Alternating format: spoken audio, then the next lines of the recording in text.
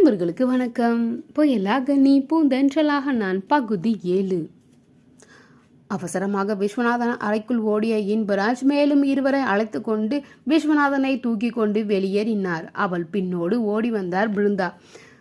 வெளியே கொண்டு வந்தவர்கள் அவருடைய காரில் அவரை ஏற்ற, பிருந்தா சாரை நான் பிடிச்சிக்கட்டுமா என்று தயங்கபடி கேட்க, ஆமாம்மா உள்ளக்க உட்காரு என்றவர் முன்புறம் ஏறி அமர்ந்து விட்டு பின்புறம் விஸ்வநாதன் தலையை தாங்கியவாறு பிருந்தா அமர்ந்திருந்தார்.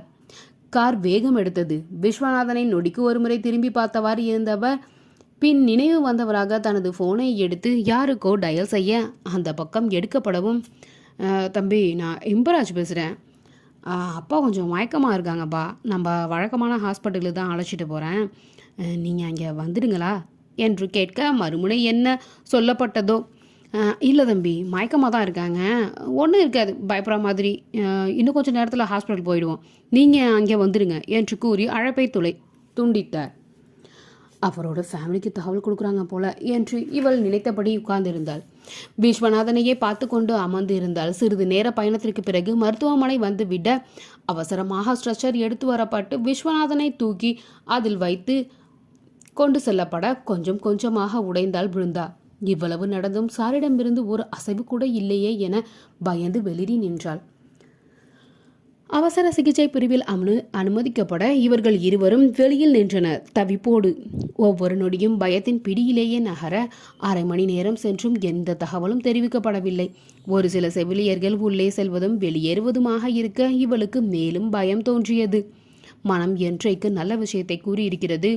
ரமணா பட நினைவு தேவையில்லாமல் இப்பொழுது அச்சு பிசகாமல் மனத்திரையில் ஓட இவள் இதயம் ரயில் பெட்டியாய் தடத்தடத்தது. இவள் ஒரு இருக்கையில் அமர சற்று தள்ளி உள்ள இருக்கையில் மற்றொரு குடும்பம் அமர்ந்து இருந்தது. என்னப்பா 2 நாளாக ஏன் கிட்ட கூட காட்ட மாட்டாங்க, இந்த கண்ணாடியில் பாருங்க, கண்ணாடி வழியாக பாருங்கன்னே சொல்கிறாங்க. எப்போதாண்டா அப்பாவை காமிப்பாங்க, நம்ம எப்போதாண்டா உள்ளே விடுவாங்க, ஐயோ கடவுளே என்று அழுது புலம்பிக் கொண்டு இருந்தால் ஒரு பெண்மணி அருகில் இருந்த இளைஞனிடம். சரிம்மா சத்தம் போடாதம்மா, அப்புறம் அதுக்கு வேற திட்ட போகிறாங்க, ஒன்றும் ஆகாது, தைரியமாக இரு என்று கூற அவள் அருகில் ஒரு பெண் கையை பிடித்தபடி அமர்ந்து இருந்தாள். இவள் அருகில் வந்த இன்பராஜ், இங்கே ஃபோனு சிக்னல் இல்லைம்மா, நான் வெளியே போய் பேசிட்டு வரேன், டாக்டர் கூப்பிட்டாங்கன்னா என்ன ஏதுன்னு கேட்டுவை, அதுக்குள்ளே நான் வந்துடுறேன் என்றவர் கீழே இறங்கி செல்ல இப்பொழுது ஃபோனை எடுத்து பார்த்தார். அது சிக்னல் காட்டியது.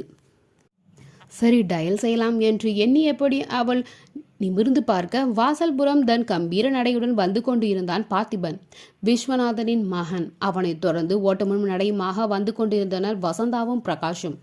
ஃபோன் இனி தேவையில்லை என தன் பாக்கெட்டில் திணித்தவர், என்ன சங்கிள் என்று அவன் முன் வந்து நிற்க, தம்பி நல்லா தான் இருந்தாங்க, மதியம் வர நல்லா தான் பேசிட்டு இருந்தாங்க, எப்படி இப்படி ஆனதுன்னு தெரியலப்பா என்று ஆரம்பித்தவர் அலுவலகத்தில் நடந்ததை கூறி முடிக்க, அப்பா எங்கே இருக்காங்க? மேலே 2nd ஃப்ளோரில் தம்பி, ஐசியூ வார்டில் என்று கூறவும் அன்னையும் தம்பியும் லிஃப்டை நோக்கி ஓடினர்.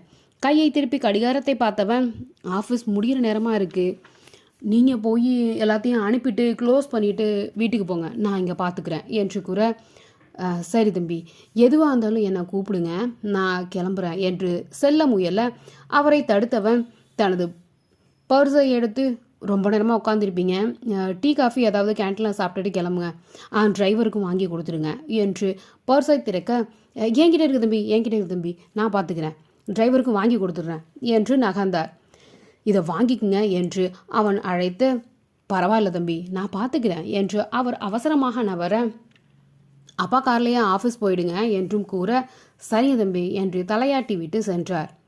அவன் மாடிப்படிகளில் ஏற துவங்கினான். தன்னை பற்றியும் டிரைவர் முதற்கொண்டு யோசித்து நிர்வாகத்தையும் சிந்தித்து செயல்படுகிறான். விஸ்வநாதன் மகன் அல்லவா, தந்தை 8 அடி என்றால் குட்டி 16 அடி என்று எண்ணிக்கொண்டார்.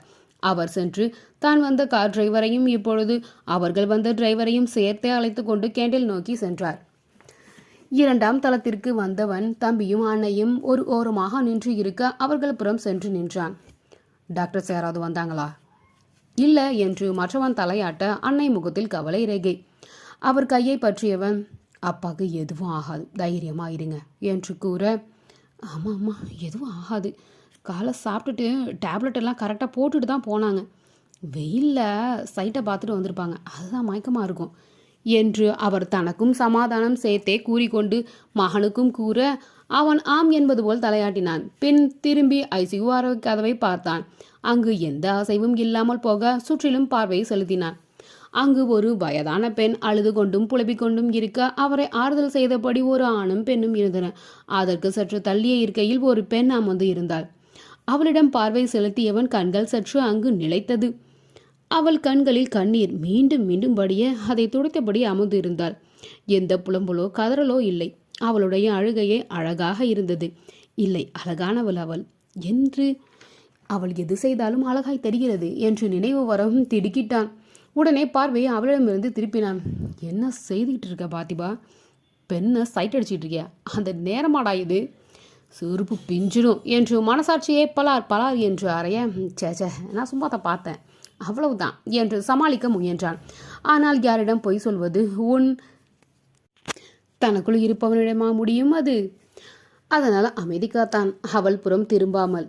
அந்த பெரிய வராண்டா முடிவில் மாடிப்படி இருக்க ஒரு இருக்கை போடப்பட்டிருக்க அங்கு வந்து உட்காருங்கம்மா என்று அன்னையை அழைத்து அமர வைத்தான். அவர் மறுக்க, மா தேவையில்லாமல் நீங்கள் எதையும் இழுத்து விட்டுடாதீங்க, அப்பா ஸ்ட்ராங் மேன், எதுவுமே ஆகாது என்று அவர் கைப்பிடித்தபடி அழைத்து அமர வைத்தான். இருபுறமும் இரு மகன்கள் அன்னைக்கு ஆதரவாக அமர்ந்திருக்க அதுவே அவருக்கு பலமாக நின்றது. எதுவும் ஆகாது என்று தனக்குள்ளும் கூறிக்கொண்டு சுற்று வட்டாரத்தை பார்வையிட இவன் சொல் கேட்காமல் கண்கள் இறுதியில் அவள் புறமே நின்று நிலைத்தது. அழுகை இன்னும் நிற்கவில்லை. அவளுக்கு ரொம்ப நெருக்கமானவங்க யாரோ இருக்காங்க போல. ஆனா ஏன் தனியா அமர்ந்திருக்கா? முன்புறம் அமர்ந்து இருந்த குடும்பம் இவளும் ஒன்றா? ஒருவேளை அவர்கள் 3 பேரும் அமர்ந்து இருக்க நிரம்பி விட்டதால் இங்கு தனியாக அமர்ந்திருக்கிறாள் போல. இல்லை, இவ தனியா வந்திருப்பாளா? ஒன்றும் புரியலையே. ஏன் என்று தெரியாமல் அவளை பற்றின ஆராய்ச்சியில் இவனுக்கு மீண்டும் தொடர அவளோ வெளியில் இருக்கும் அமைதி உள்ளே இல்லாமல் கதறி கொண்டு இருந்தாள். நேரம் செல்ல செல்ல அவளது தைரியம் கொஞ்சம் கொஞ்சமாக குறைந்து இப்பொழுது ஒன்றுமே இல்லாமல் போனது. சாருக்கு ஒன்றும் ஆகக்கூடாது, கடவுளே அவங்க மீண்டு வந்துடணும், பழையபடி எல்லாம் சரியாக இருக்கணும், இது சாதாரண மயக்கமாக மட்டும்தான் இருக்கணும், அவரை காப்பாற்றிடு ப்ளீஸ் ப்ளீஸ் ப்ளீஸ் என்று கடவுளிடம் மன்றாடி கொண்டும் வேண்டிக் கொண்டும் இருக்க ஐசியூ கதவு லேசாக திறக்கப்பட ஒரு செவிலி பெண் வெளிவந்தாள். உள் செல்வதும் வெளியேறுவதுமாகத்தானே இருக்கிறார்கள், இவராவது சாரை பற்றி தகவல் தருவாரா என்று ஏக்கத்தோடு இவள் அவரையே பார்த்து கொண்டிருக்க, விஸ்வநாதன் பேஷண்டோட வந்தவங்க யாரு என்று அவர் கேட்க, பார்த்திபன், வசந்தா, பிரகாஷ் எழுந்து வர, ஆனால் செவிலி கேட்ட மறுநொடியே துள்ளி எழுந்து அவள் புறம் சென்று விட்டாள் பிருந்தா. இவர்கள் மூவரும் ஒருவரை ஒருவர் பார்த்து கொள்ள, என்னாச்சு என்னாச்சு சாருக்கு? ஒன்றும் இல்லையில, அவங்க முடிச்சிட்டாங்களா, பேசினாங்களா, நல்லா இருக்காங்களா, எழுந்துட்டாங்களா என்று படபடக்க அவளையே பார்த்தவாறு மூவரும் அவர்களை நெருங்க, யார் இவள் என்று கேள்வி மூவர் மனதிலும் ஒரு சேர எழும்ப, இவள் பதறியதை பார்த்து செவிலி பொண்ணோ இவளது பதட்டத்தோடு உள்ளவளிடம் எப்படி விஷயத்தை கூறுவது என்று தயங்கி, இருமா இருமா, நீ பதட்டப்படாதம்மா, வேறு யாரும் வரலையா உன் கூட என்று கேட்க, அவள் ஏதோ கூற வாயெடுக்கும் முன் பார்த்திபன் தன் கம்பீர குரலால் அவ்விடத்தின் அமைதியை கலைத்தான். சிஸ்டர், நான் விஸ்வநாதனோட பையன், என்னன்னு சொல்லுங்க என்று அவர் புறம் கூற, குரல் கேட்ட திசைபுறம் இருவரும் திரும்ப, ஆஜானு பாகுவாய் ஒருவன் 6 அடிக்கும் சற்றும் குறையாதவனாக உயர்ந்து நிற்க இவள்கள் அவனை நிமிர்ந்து பார்க்க வேண்டி இருந்தது. மூவரையும் பார்த்தவள், சாரோட ஃபேமிலி போல இருக்கு என்று அமைதியாகி விட அதற்குள் டாக்டரும் வந்து சேர்ந்தார். இவர்களது குடும்ப டாக்டர் ஆதலால் இவர்களை பற்றிய விவரம் அறிந்தவர். பார்த்திபன் என்று அழைத்தவர், அப்பாவுக்கு பிபி கொஞ்சம் ஹை ஆயிட்டு, அதான் மயக்கம் வந்திருக்கு. ஒரு முறை வசந்தியை பார்த்தவர், இப்போ யாரும் உள்ளே போய் பார்க்க வேணாம், கொஞ்சம் டைம் ஆகட்டும், நான் சொல்கிறேன். தயங்கி தயங்கி கூறுவதை புரிந்து கொண்டவன், எதுவாக இருந்தாலும் நேரடியாக சொல்லிடுங்க அங்கிள், எப்பவும் தெரிகிற விஷயம் தானே என்று அழுத்தமாக கூற, ஆம் என்பது போல் தலையாட்டியவர், சரியான நேரத்தில் கொண்டு வந்திருக்காங்க, இன்னும் கொஞ்ச நேரம் தாமச்சிருந்தா கூட ஸ்டோக் ஆகியிருக்கும் என்று கூற வசந்தி அதிர்ந்து விட்டார். கண்களில் நீர் கோர்க்க சிறிய மகன் தோள் மீது சாய்ந்து விட்டார்.